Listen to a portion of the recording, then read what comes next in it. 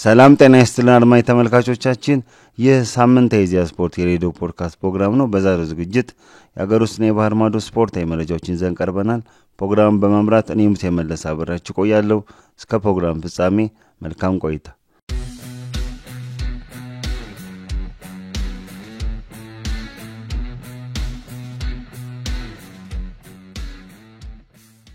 ቅድሚያ ከሀገር ውስጥ የምንመለከተው አድማጭ ተመልካቾቻችን የኢትዮጵያ ፕሪሚየር ሊግ ነው። የኢትዮጵያ ፕሪሚየር ሊግ የ35ኛ ሳምንት ጨዋታዎች በመደረግ ላይ ናቸው። ትናንትና 4 ጨዋታዎች ተደርገው ነበር። እነዚህ 4 ጨዋታዎች በወራጅ ቀጠና የሚገኙ ወራጅ ቀጠና ስጋት ያለባቸው የሞራል ስጋት ያለባቸው ቡድኖች የሚያደርጓቸው ጨዋታዎች ተከናውነው ነበር። እነዚህ ውጤቶች በቅድሚያ እንመለከታለን። ተጠባቂ ጨዋታ የነበረው ፋሲል ከነማና አዳማ ከተማ ያደረጉት ጨዋታ ነበር። የጨዋታ ሁለት አቻ በሆነ ውጤት ተጠናቋል። በአዳማ ሳይንስና ቴክኖሎጂ ዩኒቨርሲቲ ስቴዲየም በተካሄደው ጨዋታ ነቢል ኑሪ በ7ኛው ደቂቃና አርናር ረሻድ በ23ኛው ደቂቃ ያስቆጠሯቸው ግቦች አዳማ ከተማን መሪ አድርገው ነበር። ይሁንና በ51ኛው ደቂቃ የፋሲል ከነማ አምበል ጌታነህ ገበረ በፍጹም ቅጣት ምት እንዲሁም 67ኛው ደቂቃ ላይ አናር ሙራድ ያስቆጠራት ግብ ፋሲል ከነማን አቻ አድርጓል። ወሳኝ ነጥብ እንዲያገኝ አስችሎታል ማለት ነው። አዳማ ከተማ በመጀመሪያው 45 ያገኘውን ውጤት በሁለተኛው አጋማሽ እንግዲህ መሪነት አሳልፎ መስጠቱ ዋጋ አስከፍሎታል፣ ችግር ውስጥም ከቶታል ማለት ይቻላል ማለት ነው። ሌላኛው ቢሾፍቱ ላይ በተመሳሳይ ከቀኑ 9 ሰዓት ቅዱስ ጊዮርጊስ ይድነቃቸው ተሰማ የታዳጊ ወጣቶች እግር ኳስ አካዳሚ በተካሄደው ጨዋታ ኢትዮ ኤሌክትሪክ መቻልን 1-0 በሆነ ውጤት አሸንፏል።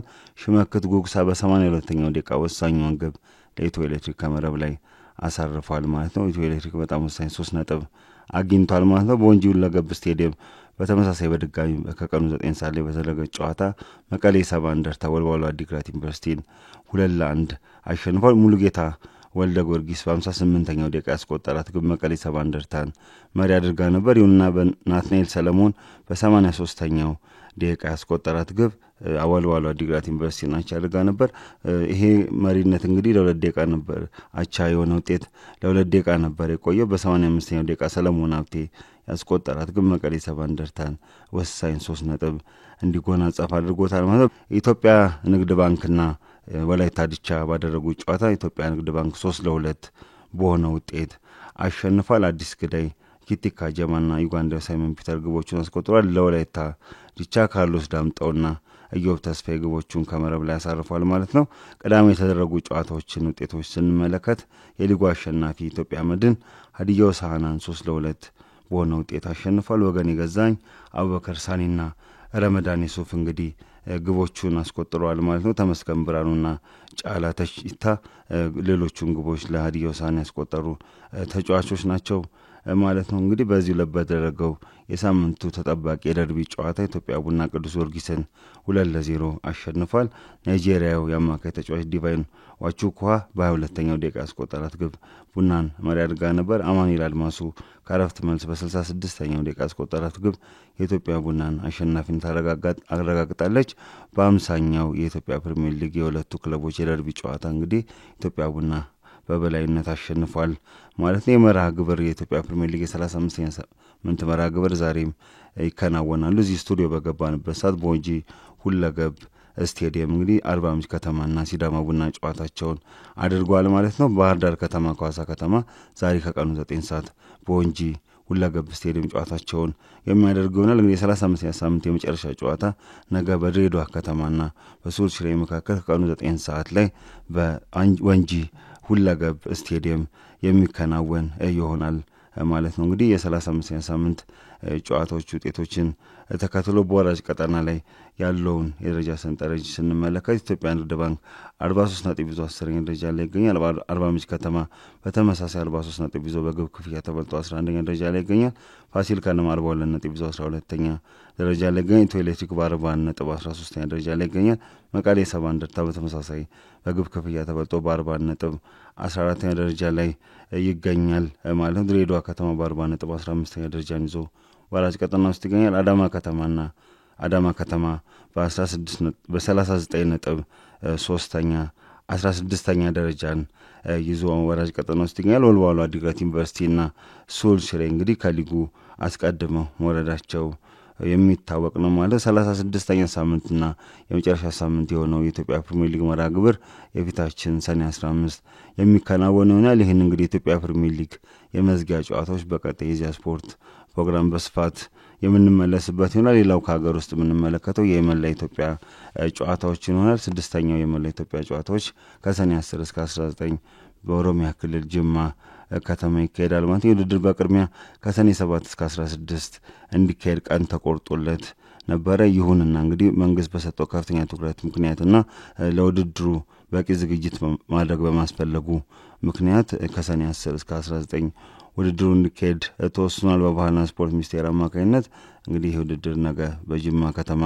ይጀመራል ማለት ነው። ከውድድሩ በፊት እንግዲህ ውድድር ያው አድማጭ ተመልካቾቻችን የኦሎምፒክ ፍልስፍና ያለው ኦል ኢትዮጵያን ጌምስ የሚል ስያሜ ያለው ውድድር እንግዲህ እንደ ኦል አፍሪካን ጌምስ እንደ ኦሎምፒክ በየ4 ዓመቱ የሚካሄድ የኦሎምፒክ ፍልስፍናን መሰረት አድርጎ የሚካሄድ ውድድር ነው። ይህንን የኦሎምፒክ ፍልስፍና መሰረት ባደረገ ሁኔታ እንግዲህ የችቦ ቅብብሎች የዚህ የመላ ኢትዮጵያ ጨዋታዎች የችቦ ቅብብሎች በተለያዩ የኦሮሚያ ክልሎች በአዋሳ ከተማ በተለያዩ ቦታዎችም ሲከናወን ተመልክተናል። እንግዲህ የአምስተኛው የመላ ኢትዮጵያ ጨዋታዎች ውድድር ተካሂዶ የነበረው ከ9 ዓመት በፊት በአዋሳ ነበረ። በአዋሳ ከተማ ችቦው ከተነሳ በኋላ እንግዲህ በወልቂጤ በቡታጅራ በተለያዩ የደቡብ አካባቢ በሚገኙ ከተሞች ላይ ሲዘዋወር ቆይቷል ማለት ነው። እንግዲህ በጅማ ከተማ እንግዲህ ዛሬ ሲገባ ደማቅ አቀባበል ይደረግለታል ተብሎ ነው እንግዲህ የሚጠበቀው። እንግዲህ ይሄ ውድድር እንግዲህ ከውድድሩ ባለፈ እንግዲህ በኢትዮጵያውያን መካከል ትስስርን መልካም ጉርብትናን ከመፍጠር አኳያ ያለው ፋይዳ ጠንካራ እንደሆነም ተገልጿል። ይህንንም እንግዲህ ባህልና ስፖርት ሚኒስቴር የስፖርት ልማት ዘርፍ ሚኒስትር ዴኤታ መኪዩ መሐመድ ባሳለፍነው ሳምንት የውድድሩን ዝግጅት አስመልክቶ በሰጡት መግለጫ ላይ አንስቷል። ከውድድሩ ባለፈ ይሄ ውድድር የወል ትርክቶች የሚሰርጹበት እንደሆነ ትስስርን ለማጎልበት እንደሚያግዝ አንስተዋል። ተተኪ ስፖርተኞችን ለማፍራት ወሳኝ ፋይዳ እንዳለውና በኦሎምፒክ ኢትዮጵያን ወክሎ የሚሳተፉ ስፖርተኞችን ለመምረጥ ትልቅ አስተዋጽኦ እንዳለው ተናግረዋል። የስፖርታዊ ጨዋነትንም ከማስፈን አኳያ በቂ ዝግጅት መደረጉና ተወዳዳሪዎችም የስፖርታዊ ጨዋነት በተሞላበት ሁኔታ ውሳኔዎችን በማክበር ውድድሩን እንዲያካሄዱ እንግዲህ ጥሪ አቅርቧል ማለት ነው ሚኒስትር ዴኤታው መኪዩ መሐመድ ማለት ነው። በመጨረሻ ከሀገር ውስጥ የምንመለከተው መረጃ የስልጠና መረጃን ይመለከታል። የፓራ ኦሎምፒክ የዓይነ ስውራን እግር ኳስ ሰልጣኞች እድል ተመቻችቷል። በኢትዮጵያ ፓራ ኦሎምፒክ ኮሚቴ አማካኝነት ይህ ስልጠና ለመጀመሪያ ጊዜ የሚሰጥ ስልጠና ነው። እንግዲህ ከሰኔ 13 አንስቶ ለተከታታይ 7 ቀናት የሚሰጥ ይሆናል። ይሄን እንግዲህ የስልጠና እድል ያመቻቸው የኢትዮጵያ እግር ኳስ ፌዴሬሽን ነው ማለት ነው። ይህም መመዘኛ የሚያሟሉ እንግዲህ የፓራ ኦሎምፒክ አሰልጣኞች እንግዲህ እስከ ሰኔ 10 በፌዴሬሽኑ የቴክኒክና ልማት ቢሮ በመገኘት እንግዲህ ማመልከቻቸውን እንዲያስገቡ የኢትዮጵያ እግር ኳስ ፌዴሬሽን ጥሪ አቅርቧል ማለት ነው። እንግዲህ የፓራ ኦሎምፒክ ውድድር ላይ እንግዲህ የአካታችነት መንግስት በስፖርቱ ፖሊሲ ባስቀመጠው መሰረት ሁሉም የማህበረሰብ እንግዲህ በስፖርት ተሳታፊ እንዲሆን እያከናወነ ያለው ስራ አካል ነው ማለት ይቻላል። እንግዲህ በፓራ ኦሎምፒክም ኢትዮጵያ በቅርብ በነበረው በፓሪስ ላይ በነበረው የፓራ ኦሎምፒክ እንግዲህ አበረታች የሚባል እንቅስቃሴ ማረጓ ይታወሳል ማለት ነው። ይሄ ስልጠና አካታችነትን በስፖርት ውስጥ ከማካሄድ አካባቢያም የራሱ የሆነ ፋይዳ አለው ማለት ነው። አድማጭ ተመልካቾቻችን ከሀገር ውስጥ የነበሩን ስፖርታዊ መረጃዎች ይመስላሉ። ካፍታ ቆይታ በኋላ ወደ ውጭ ስፖርታዊ መረጃዎች እናልፋለን። አሁንም ከኢዜአ ስፖርት ሄዶ ፖድካስት ፕሮግራም ጋር አብራችሁን ቆዩ።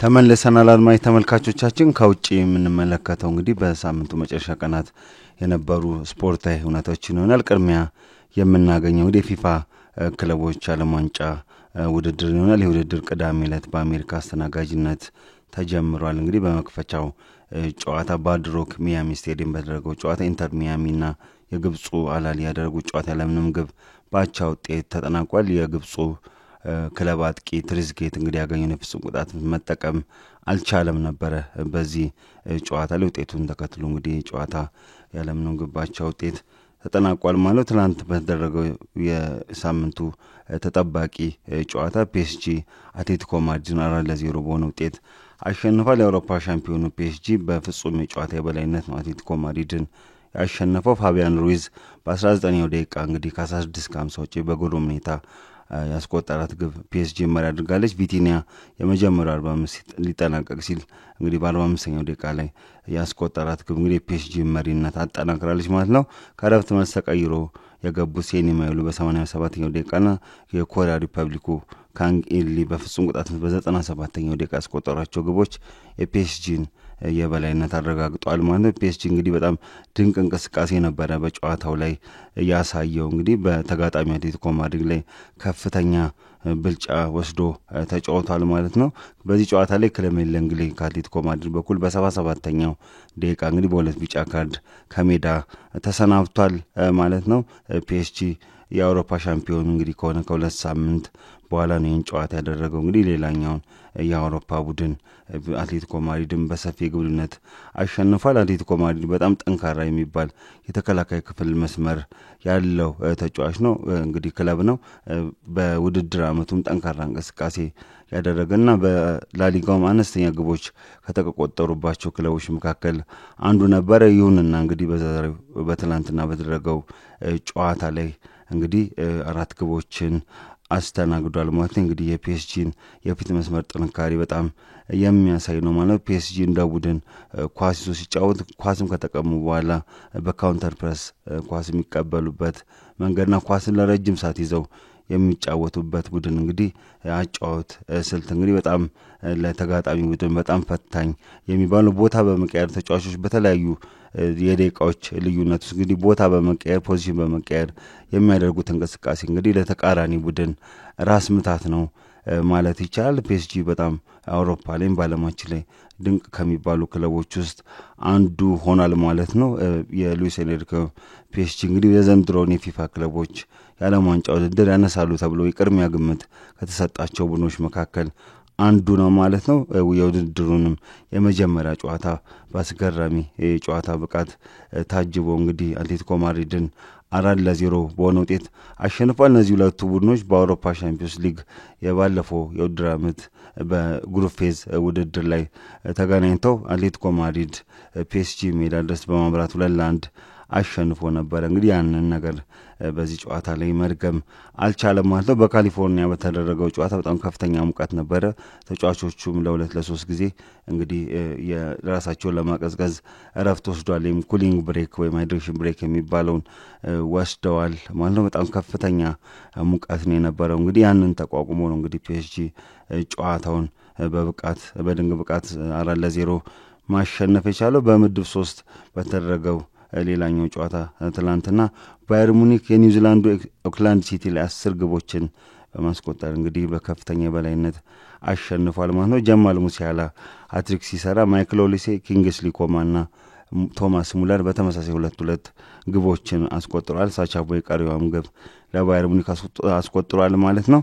ፍጹም የበላይነት ወስዷል ባየር ሙኒክ በዚህ ጨዋታ ላይ ማለት እንችላለን ማለት ነው። እንግዲህ የተጋጣሚው የኒውዚላንድ ኦክላንድ ሲቲ ተጫዋቾች እንግዲህ ከ95% በላይ የሚሆኑት ተጫዋቾች ሙሉ የስራ ጊዜያቸው እግር ኳስ ተጫዋች አይደለም። መምህር፣ የሪል ስቴት ወኪል፣ የዩኒቨርሲቲ ተማሪዎች፣ የፋርማሲ ሰራተኛ፣ ጸጉር አስተካካይ፣ የተለያየ አይነት ሙያ ያላቸው የካምፓኒ ስራ አስኪያጅም የሆኑ ተጫዋቾች አሉ። እንግዲህ አሰልጣኙን ጨምሮ ማለት ነው። እንግዲህ ለእግር ኳስ ካለን ፍቅር አንጻር ነው በዚህ ውድድር ላይ የተሳተፉ ነው ሲሉ ነው እንግዲህ የክለቡ ተጫዋችና አሰልጣኝ እንግዲህ የገለጹት ማለት ነው። እንግዲህ በጣም የተለየ አስገራሚ ነገር ሆኗል ማለት ነው። የአጠቃላይ የባየር ሙኒክ ተጫዋቾች የሚያወጡት ዋጋ 770 ሚሊዮን ፓውንድ ሲሆን የኒውዚላንዱ ክለብ እንግዲህ የ1.2 ሚሊዮን ፓውንድ ነው አጠቃላይ ዋጋቸው። የ770 በላይ እጥፍ ብልጫ ያለው ባየር ሙኒክ በተጫዋቾቹ ባለው ዋጋ ማለት ነው። እንግዲህ በተጫዋችም በተለያየም ሁኔታ እንግዲህ በጣም ሰፊ ልዩነት ያላቸው እነዚህ ሁለት ክለቦች ያደረጉት ጨዋታ በባየር ሙኒክ አሸናፊነት 10-0 ተጠናቋል ማለት ነው። ኦክላንድ ሲቲ መጥፎ ታሪክ ነው የሰራው በውድድሩ ታሪክ። በዓለም ፊፋ ክለቦች የዓለም ዋንጫ ታሪክ 10 ግብ የተቆጠረበት የመጀመሪያው ክለብ ሆኗል ማለት ነው። ባየር ሙኒክ ከዚህ ቀደም በተለያዩ ጨዋታዎች ላይ ከእንደዚህ አይነት ቡድኖች ጋር ሲጫወት በሰፊ የግብ ልዩነት ነው የሚያሸንፈው። ዳይናሞ ዛግሬብንም ከዚህ በፊት 9-2 ማሸነፉ የሚታወስ ነው። ከዚህ በፊትም ሌላ ቡድን ላይ 27 ጎል ያስቆጠረበትም ሁኔታ በጣም የሚታወስ ነው። ባየር ሙኒክ እንግዲህ የውድድር ዓመቱን ወይም ደግሞ የፊፋ ክለቦች ዓለም ዋንጫ ውድድር በድል ጀምሯል ማለት እንችላለን። በሌላኛው ጨዋታ በምድብ አንድ በተደረገው ጨዋታ ፓልሜራስና ፖርቶ ያለምንም ግብ አቻ ተለያይተዋል። ምድብ 2 ላይ በተደረገው ከእኩለ ሌሊት በኋላ በተደረገው ጨዋታ ቦታፎጎ ሲያትል ሳውንደርስን 2-1 በሆነ ውጤት አሸንፏል። ጃርኩናና ኢጎር ጄሱስ ግቦቹ ለብራዚሉ ክለብ አስቆጥረዋል። ሲያትል ሳውንደርስ ደግሞ ለክርስቲያን ሮልዳን ነበረ ብቸኛዋን ግብ ያስቆጠረው ማለት ነው። በዚሁ ምድብ እንግዲህ ፒኤስጂ 4-0 ማሸነፉ ይታወሳል።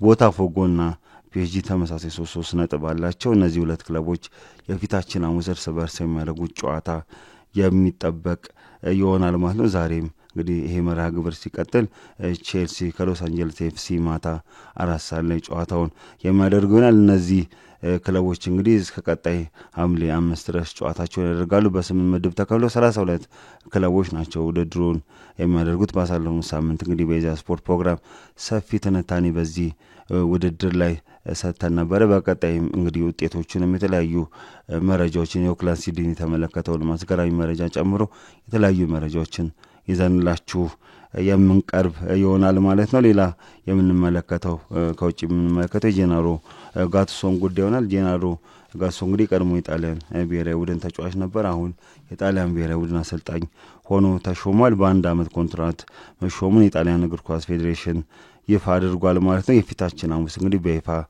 ኮንትራት ተፈራርሞ ስራውን የሚጀምር ይሆናል። የጣሊያን እግር ኳስ ፌዴሬሽን ፕሬዝዳንት ጋብሪኤል ግራሲና ጄናሮ ጋቱሶ ማለት የጣሊያን እግር ኳስ ምልክት ነው፣ የጣሊያን ብሔራዊ ቡድን አሰልጣኝ በመሆኑ እንግዲህ በጣም ደስተኛ ሆነናል ሲሉ አስተያየታቸውን ሰጥቷል። ጄናሮ ጋቱሶ እንግዲህ ሉቺያኖ ስፓሌቲን በመተካት ለቀጣይ 1 ዓመት ክለቡን ብሔራዊ ቡድኑን የሚያሰለጥን ይሆናል ማለት ነው። ኮንትራቱ እየታየ እንግዲህ ማደስ ይቻላል። በአመት ውስጥ ከ2 ሚሊዮን ዩሮ በታች ያነሰ ክፍያ ነው እንግዲህ የሚያገኝ። ጄናሮ ጋቱሶ በኤሲ ሚላን ክለብ ሲጫወት እናውቀዋለን። በጣሊያን ብሔራዊ ቡድን ሲጫወት እናውቀዋለን። በአግሬሲቭ ያጫወት ባህሪም አንዳንድ ከተጫዋቾች ጋር በመጣላትም የሚያሳየው ነገርም መነጋገሪያ የሚያደርገው ተጫዋች እንግዲህ የጣሊያን ብሔራዊ ቡድን አሰልጣኝ ሆኗል ማለት ነው። ሌላ የምንመለከተው መረጃ የዝውውር መረጃን ይሆናል። የስፖርቲንግ ሊዝበኑ ሲድኒ አጥቂ ተጫዋች ቪክቶር ዮኬሬስ እንግዲህ ወደ አርሰናል ሊያመራ እንደሆነ መረጃዎች በመውጣት ላይ ይገኛሉ።